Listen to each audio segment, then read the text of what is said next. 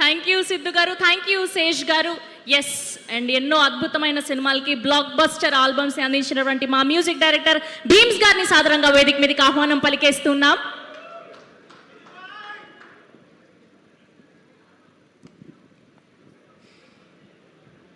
అందరికీ నమస్కారం. First of all ఈ cinema executive producer Anand Reddy అన్న and CV Rao sir, thank you so much. మీకు సుప్రియ మేడం, ఎక్కడైతే నా కెరీర్ మొదలుపెట్టానో 2001లో వన్స్ మోర్ ప్లీజ్ నుంచి, అన్నపూర్ణ స్టూడియో నుంచి మొదలుపెట్టాను. ఇందాక మేడం అన్నారు, అమ్మ మీ ఇంట్లో అందరూ వచ్చి వెళ్ళే ఒక దేవాలయంలోకి నన్ను అక్కడ ఉంచారు, నాకు ఉండే అవకాశం ఇచ్చారు.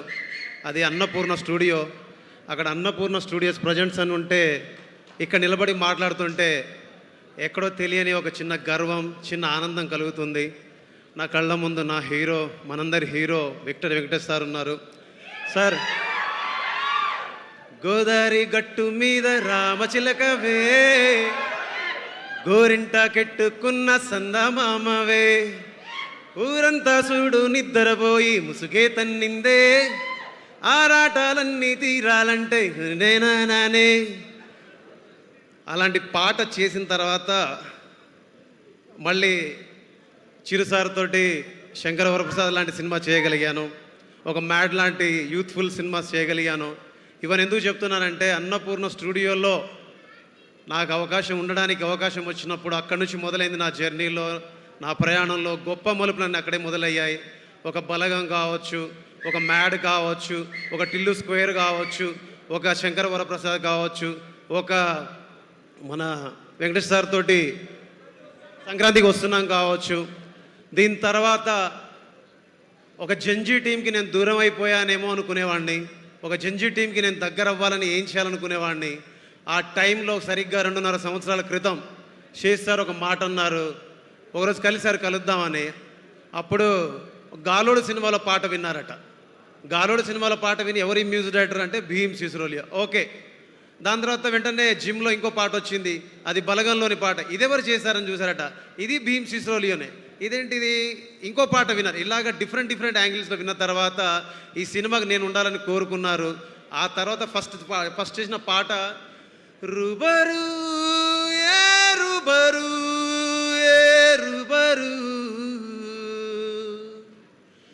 రుబరు ఏ రుబరు ఏ రుబరు. ఈ పాట చేసి ఫస్ట్ ట్యూన్ ఓకే చేశాను.